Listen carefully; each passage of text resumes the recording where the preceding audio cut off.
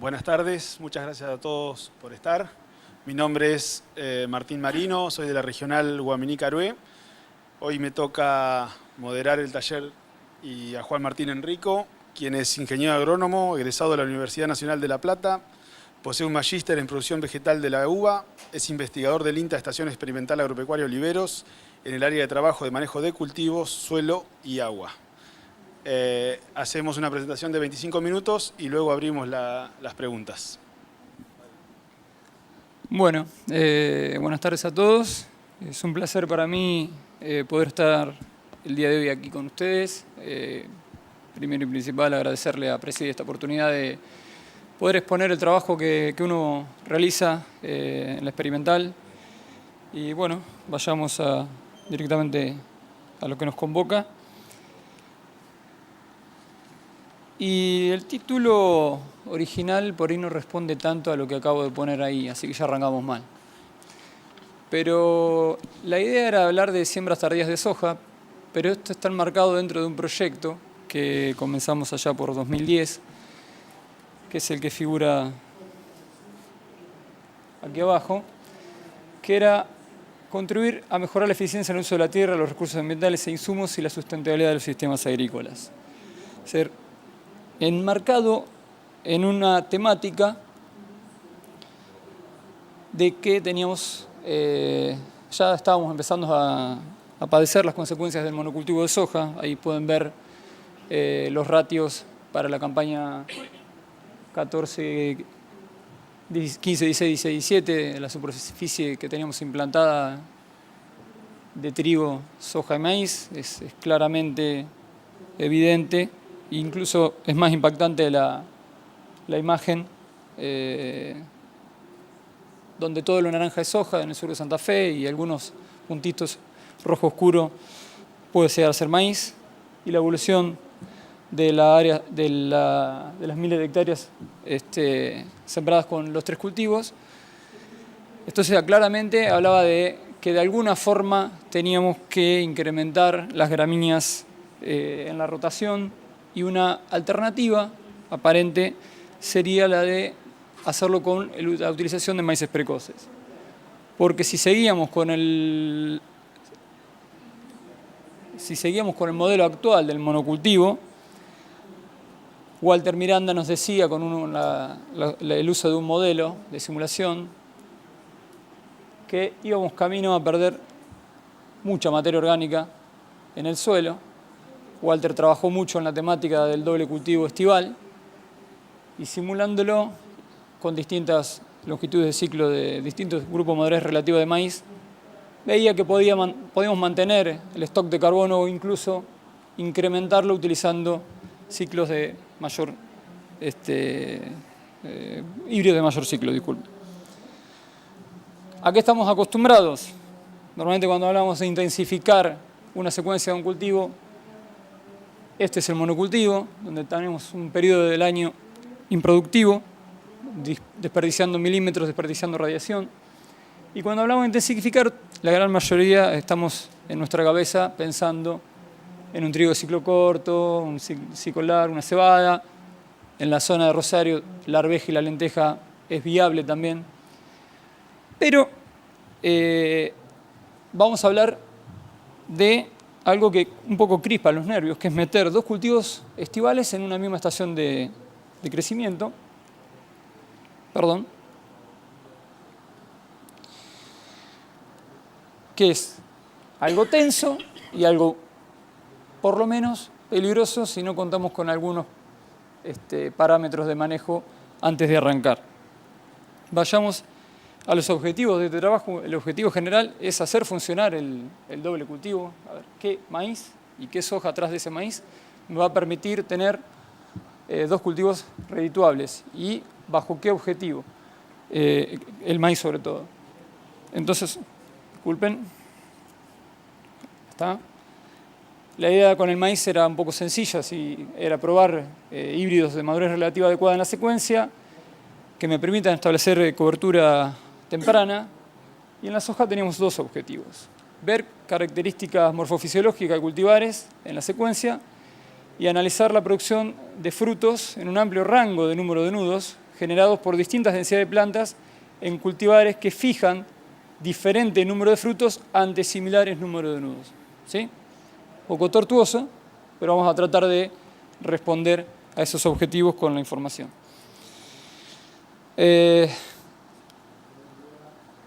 Bien, lo primero y principal, meter dos cultivos estivales en una misma estación hace que debamos explorar primavera, verano y otoño. Y ahí lo que pueden ver son las frecuencias de primera helada y de última helada. Y en estos casos el maíz está asegurado, el tema es la soja, porque la oportunidad de siembra y la oportunidad de que se cumpla el ciclo antes de la primera helada. Y tomamos como un parámetro, este es un semáforo, ¿no? Esto sería lo ideal. Obviamente las heladas más allá de años puntuales suceden antes que esta fecha, estos valores medios. Esto es un valor con un 20% de probabilidad. Tomamos esta fecha para la soja y esta fecha para el maíz como medias de ubicar la siembra de ambos cultivos. Y tenemos obviamente valores extremos que puede pasar que perdamos, no tanto el maíz, porque de hecho he tenido, un año tuve la experiencia de que se me heló el maíz, sembré 30 de agosto y me cayó una helada el 12 de septiembre y no lo perdí, se heló y arrancó de nuevo, la yema estaba protegida en el suelo. Pero sí he tenido años en los cuales la soja se ha perdido por heladas tempranas en fin de abril. ¿Qué maíces utilizamos? Lo que había disponible en el mercado. Si bien veníamos utilizando desde la campaña 10-11, 11-12 híbridos precoces, madurez relativa 93, exploramos el grupo, la madurez relativa 102, que es este híbrido que está acá. Y ahora les voy a mostrar por qué la última campaña 14-15 directamente nos quedamos con el híbrido de madurez relativa más largo. Perdón. Hay otra cosa importante en este slide, que es las fechas de siembra. Cuando apuntamos a hacer el doble cultivo, les voy adelantando, esto es tarde. Para hacer los dos cultivos hay que arrancar mínimamente en septiembre y lo antes posible, asumiendo algún riesgo de helada tardía. Y ahí tienen también fechas de emergencia y fechas de cosecha. Y ahora vamos a hablar un poquito por qué se cosechó cuando se cosechó. Ahí tienen la cosecha de la soja, en pleno entrado mayo. Lo que están viendo es maíz guacho, RR, que es otro de los problemas que tiene esta tecnología. Cuando arranqué no tenía ese problema porque todos los precoces eran convencionales. Después las empresas le sumaron la tecnología RR y tienen un nacimiento muy desparejo a lo largo del ciclo del cultivo de la soja. Así que uno puede matar una tanda de nacimientos, pero parece una amaranthus que te vuelve a nacer. Y ahí la tecnología del híbrido precoz, entre una de las características favorables, dice que florece en una etapa con balances hídricos más positivos para el cultivo. Yo lo que hice fue, básicamente lo estoy viendo, un balance climático, precipitaciones menos evapotranspiración potencial, y simulé 3 fechas posibles de floración, que era más o menos lo que estaba obteniendo con las distintas fechas de siembra a lo largo de los ensayos que realicé. Y lo que encontré era que para minimizar riesgos, una fecha media, en el cual el balance sea al menos neutro, tenía que sembrar en una fecha en la cual la floración me caiga el 1 de diciembre. Esto es equiparable a otra zona, realmente no lo sé, cada cual si quiere meterse en esto tendría que al menos practicar hacer este balance hídrico en su zona para ver en qué momento sería mejor o más adecuado ubicar la floración del híbrido. Ahora les voy a comentar un poco cómo fueron las condiciones ambientales de estas dos campañas, que fueron excelentes, con los cuales los datos que les voy a mostrar se puede decir que estamos muy cercanos al potencial de rendimiento de los híbridos precoces y de la soja. En realidad la soja sembrada tan tarde en enero es casi una soja bajo riego. Todas las campañas que he hecho, en ninguna tuvo déficit hídrico, y les voy a explicar rápidamente lo que es esto.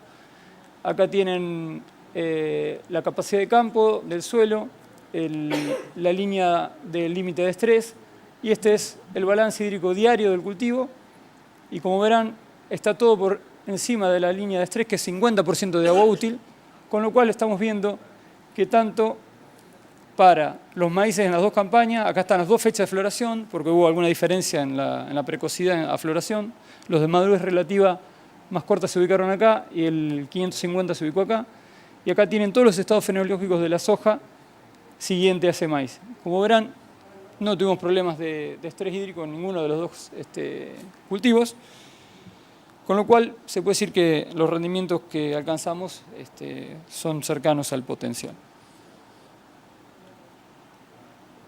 Sí. Bueno, vamos a ver un poco de rendimiento de maíz rápido.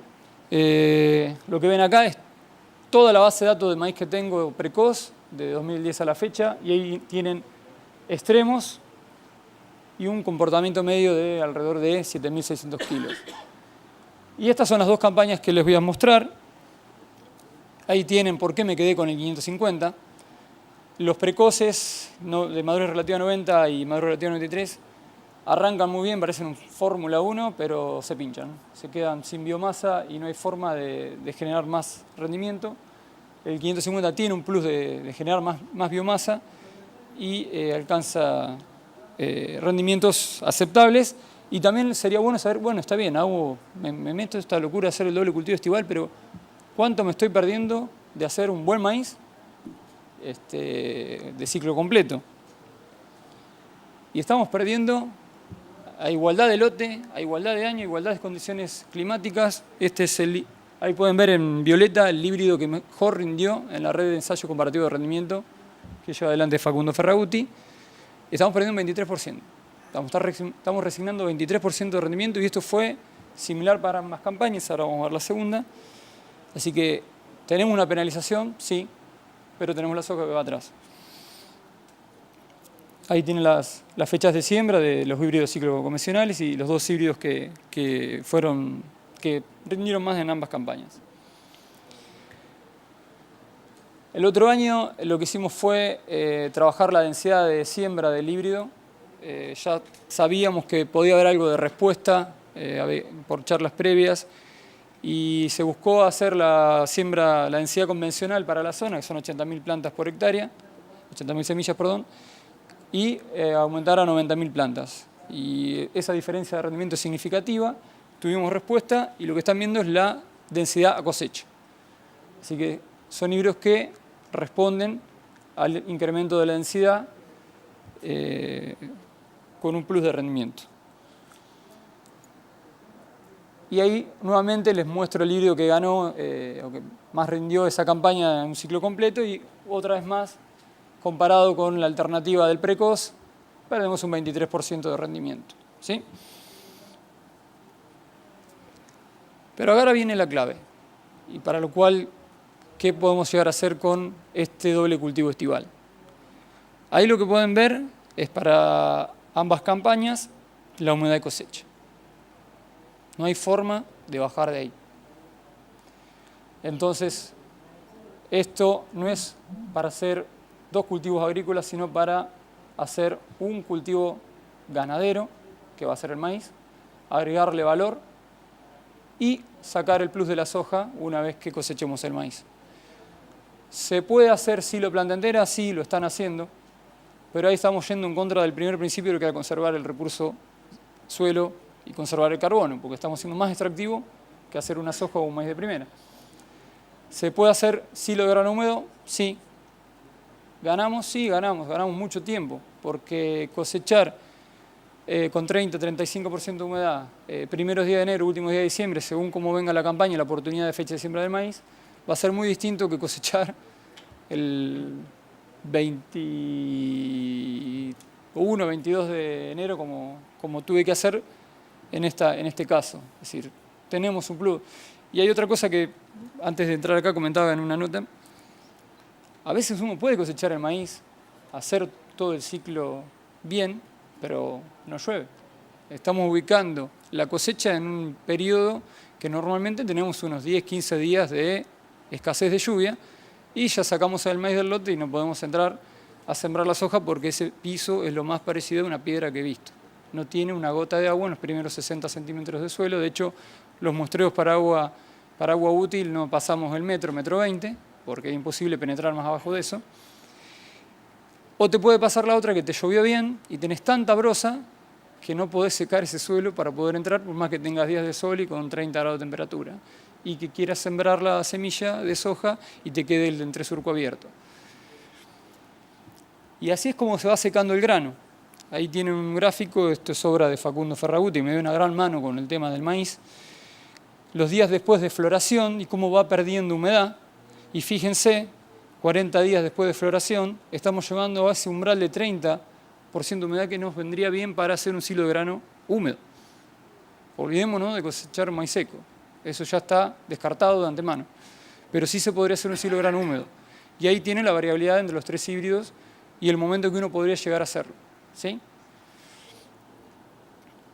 Avancemos.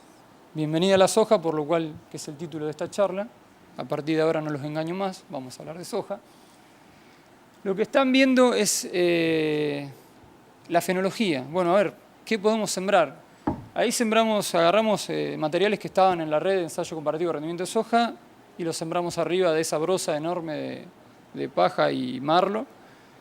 Y medimos todos los estadios fenológicos y lo que encontramos es que necesitamos tiempo de crecimiento de la planta de soja para poder llegar a un rendimiento más o menos adecuado.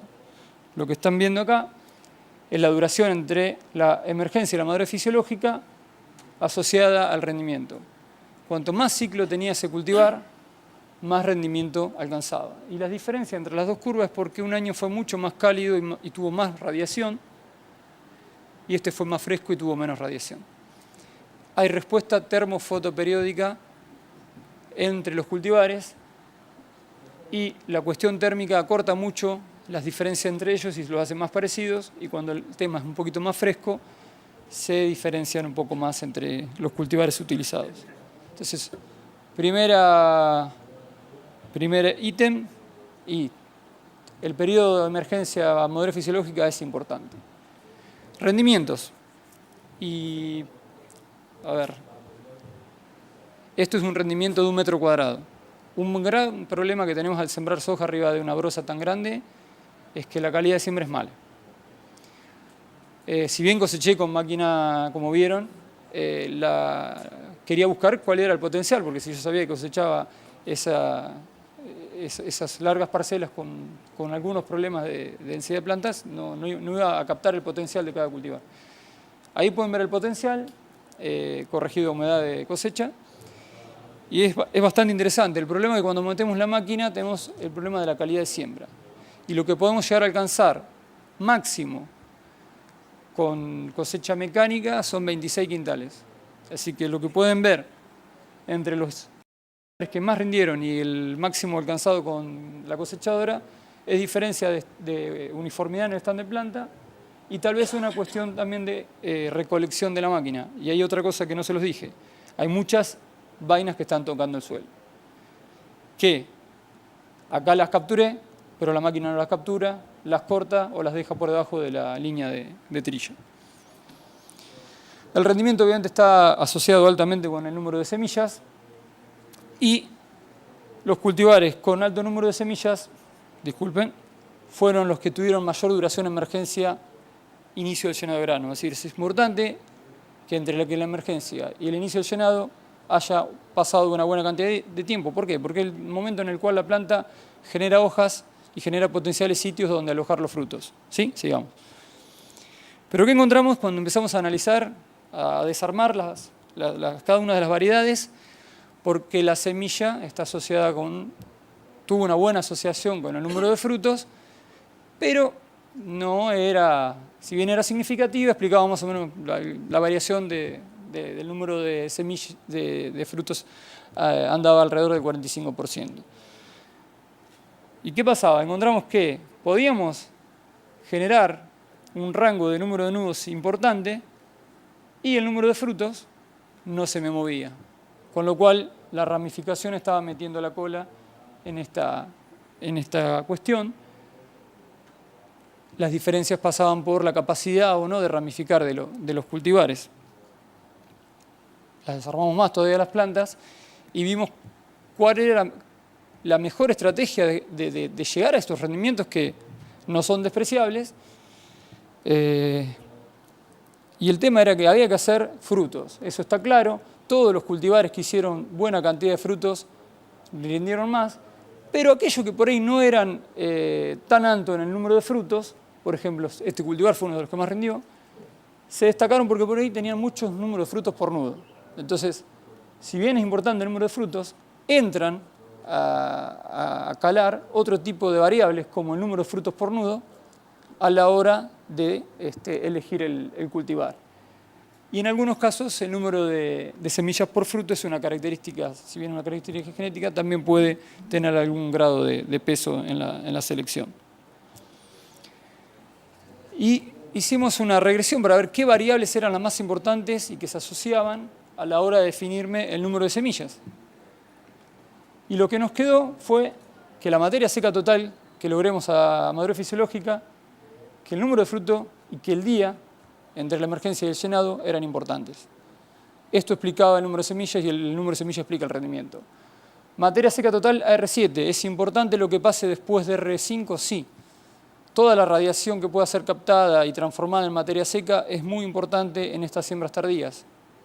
Muy importante. Y explica mucho el rendimiento. Y ahora nos metemos con la densidad. Vamos a acelerar un poquito. ¿Qué vimos el primer año en la campaña 13-14? Encontramos dos cultivares con comportamiento muy diferente. Esos ahí los pueden ver, SP y Don Mario, con una capacidad de ramificar muy distinta. Y cuando lo vimos dijimos, bueno, vamos a cosechar distintas zonas de densidad para ver cómo, si esa capacidad de ramificación podía o no compensar algo. Y para poder ver las tablas, la verdad, discúlpenme, las tablas son bastante feas para ser analizadas, pero lo que ven en negro es para comparar la densidad en el mismo año y lo que ven en rojo es para comparar el cultivar a un mismo nivel de densidad. Y lo que podíamos ver es que obviamente, empecemos por ejemplo, por ver el aumento de la densidad. Aumentar la densidad aumentaba el número de frutos, aumentaba el número de frutos por metro cuadrado, perdón, de nudos, frutos, semillas, rendimiento. ¿Ven? AB, todo. Cuando comparamos a igual nivel de densidad entre cultivares, veíamos que Don Mario siempre rendía más. Y básicamente la explicación estaba porque tenía mayor capacidad de ramificación. Pero a la hora después de decir, bueno, si me ramifica más, me aloja más frutos, me va a rendir más. Y sin embargo, Don Mario no estaba dentro de los cultivares que más rendían. En este caso, perdón, vamos a hablar con nombre y apellido, 4214, porque su longitud de emergencia R5 no era la mayor y porque además penalizaba porque tenía poco número de semillas por vaina. ¿Sí? Resumiéndolo, en ambas campañas a mayor número de frutos tuvimos a mayor número de nudos tuvimos una respuesta en el número de frutos por metro cuadrado. Obviamente eso se correspondió con semillas y mayor rendimiento. A excepción de SP que pudo tener diferencias en el número de nudos y de frutos, pero no tuvo diferencias en el número de semillas y en el número de rendimiento, con lo cual algo en el número de frutos por nudo pasó.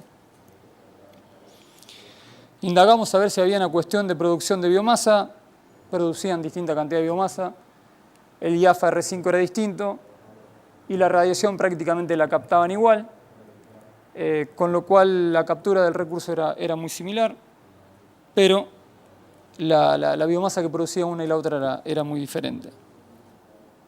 Y ahora, para empezar a ir definiendo la charla, volvamos a ver ambas variedades, pero contrastándolas con todo el resto y cómo se comportan y cómo vamos a definir la densidad ideal para cada una de ellas.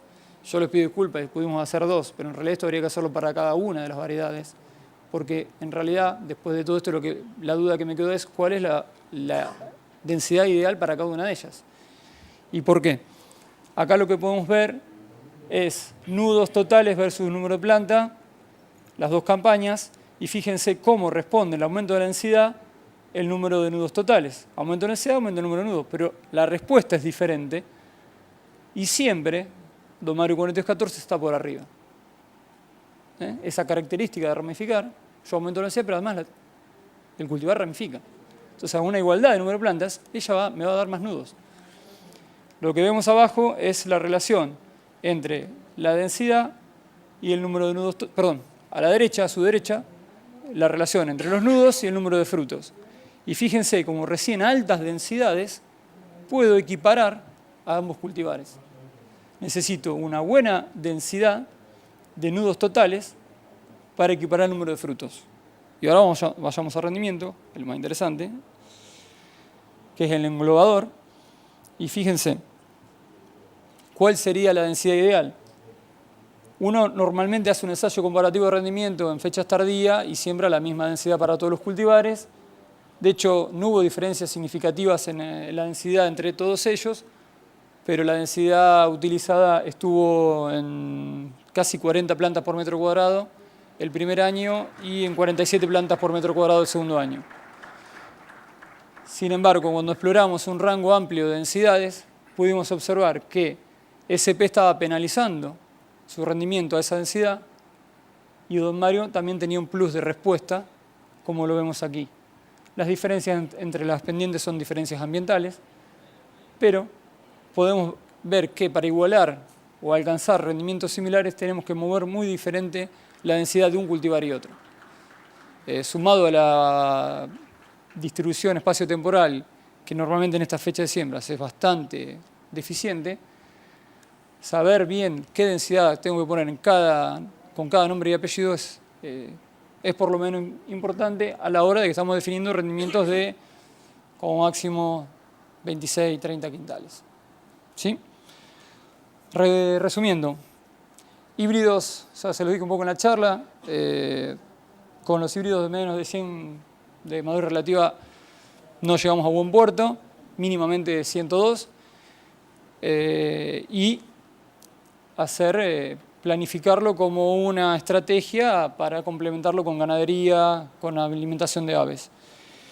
En soja tienen que llegar a R7 antes del 12 de mayo. Los cultivares tienen que tener una estructura de canopeo que rápidamente capten la radiación a través de la ramificación o a través del aumento de la densidad y el estrechamiento entre surcos. Y el número de nudos en ramificaciones estuvo fuertemente asociado al número de frutos por metro cuadrado. Y bueno, un poco lo que decía recién, aumentar el número de semillas por fruto con lo que es el cultivar. Y nada más. Ahora me quedo expectante a las preguntas que surjan. Muchas gracias.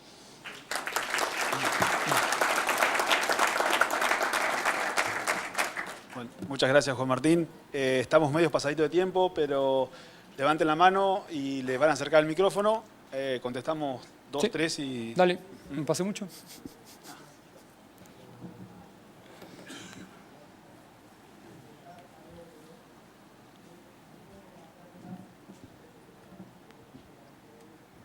¿Qué tal? Buenas tardes. Buenas tardes. La consulta era sobre la gráfica anterior. Sí, volvemos. Sí. Porque en todos los casos es lineal.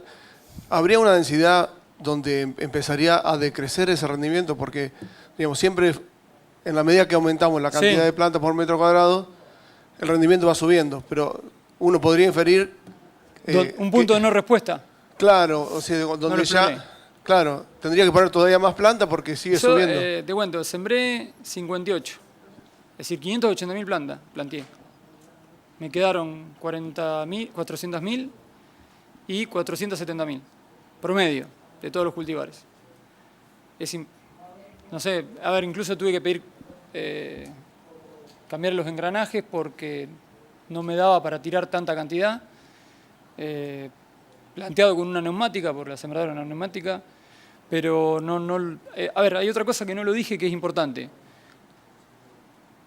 El PG, tengo un especialista en la sala, creo, así que voy a tratar de cuidarme con lo que digo. Decae mucho a lo largo de la temporada. Y si uno se lo hace allá por julio-agosto, por ahí la semilla tiene una calidad fantástica. 90, 95. Pero te puedo asegurar que cuando sembrás en 25 de enero, 20 de enero, no lo hice el PG, no lo hice, es mucho menor. Y muchos problemas de tapado de surco, con lo cual al estar a 26 te engaña, porque lo ves a los 2 o 3 días, dices, uy, esto está feo, a los 20 días se tapó todo. Sin embargo, cuando te metes a caminar, empezás a ver huecos. Y la uniformidad es importante, y lo que pasa es que está sembrando, y lo sembramos perpendicular, porque queríamos seguir la intercepción de radiación, y en fechas tan tardías el sol se te cae tanto que si sembrás este o este, te intercepta todo, y en realidad es sombra de la planta, no de costado, lateral, y no sombra vertical, porque el sol está allá abajo, ya en marzo está abajo. Y el problema era ese, los tocones del maíz interfirieron mucho la siembra, por eso también el rendimiento que les mostré no es un rendimiento mentiroso, es el rendimiento alcanzable, pero cuando metés la máquina eso cambia mucho. ¿Sí tendría que haber seguido? Sí, seguramente, hasta llegar a un plató, pero lo que veo es que con lo que me quedo yo es que me responde, y pensé que con 400.000 estaba bien, y no estaba bien. Y lo que más me interesó de esto es que el perjuicio que le podemos estar dando a algún cultivar en fechas tardías, hay otra realidad. En fechas tardías te llaman y te preguntan, porque si vamos al caso, esto lo podemos estar utilizando para un cultivo de soja que se prendió fuego el rastrojo de trigo, y lo perdiste y lo tenés que resembrar. ¿Y qué densidad vas a recomendar? Bueno, es aplicable, y vas a sembrar mucho mejor que acá. En calidad de siembra va a ser mucho mejor. Ya con trigo por ahí tenemos algunos inconvenientes de calidad de siembra, con esto te puedo asegurar que es imposible. Tengo 5 campañas hechas y nunca pude sembrar muy bien, que digamos. Tal vez necesitaría el asesoramiento de un especialista de maquinaria que me diga, no, flaco, estás cerrándole de cabo a rabo con esta maquinaria y tenemos que cambiar. Reconozco por ahí es un punto a mejorar. Igualmente los rangos de rendimiento explorado, viendo ensayos tardíos que yo mismo he hecho y otras personas han hecho, estamos muy cerca. Pero sí, te doy la derecha, habría que haber ampliado el rango. ¿Qué tal? En cuanto a eso, no sé si puede ayudar o no, pero por ahí pasar otro implemento tipo rolo, nosotros lo hacemos por ahí, sembramos maíz arriba de girasol y le pasamos un implemento así para mejorar la calidad de siembra. La calidad de siembra. No sé si servirá en eso, el caso no. ¿Poner un rolo adelante? No, antes. Sí, antes de la...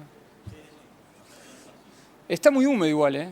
No sé cómo... La verdad, tengo la cara muy dura en este momento de estar hablando de esto.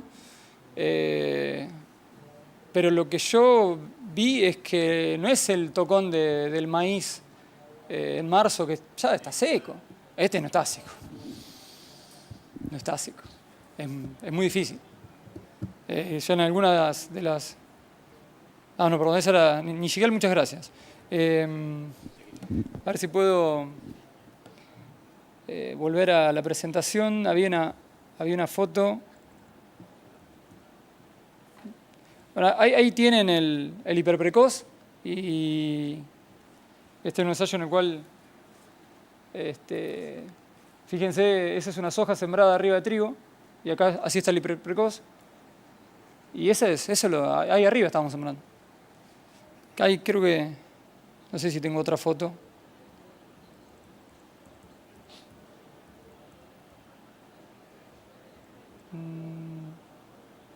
No se alcanza a ver.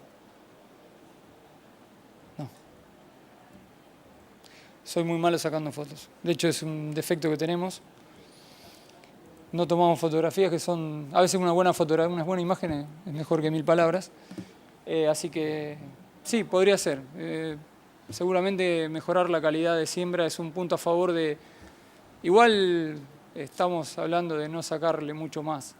Creo que vamos a ser mucho más eficientes eligiendo un buen cultivar, que tenga un buen ciclo emergencia R5, que eso ya sería un speciality. Sí, Sí, Juan, Sí. no, una pregunta de los materiales. Sí. La 550, ¿no te acordás si era determinada? Viste que tenés una grupo 5, Sí, siguiendo la lógica de rendimiento asociado a madurez. O sea, Muy más sen- madurez, más muy rendimiento. sensible a fotoperiodo, digo. La 550 que estaba ahí dando vuelta era la más larga, es Sí, 5. sí, pero muy sensible a fotoperiodo y se muy clavó. sensible. Y no me acuerdo si Quedó era quedó muy peticita. ¿No te y acordás son- si era determinada esa? No, es Inde. Inde, bueno, está.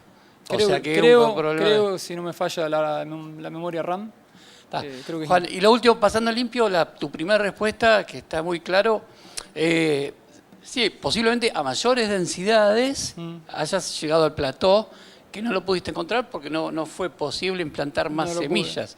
Digamos, o sea, no encontraste un óptimo hasta aquí, No. encontraste relaciones lineales. Sí. Y es factible que de poderse hacer en otra experiencia similar, densidades un poco mayores, quizás encontramos un óptimo. Tal vez. Pero eso es lo que... Esto sembrado, no sé si lo dije, capaz fui rápido, es a 26. Claro. Y No, con claro, neumática. Sí.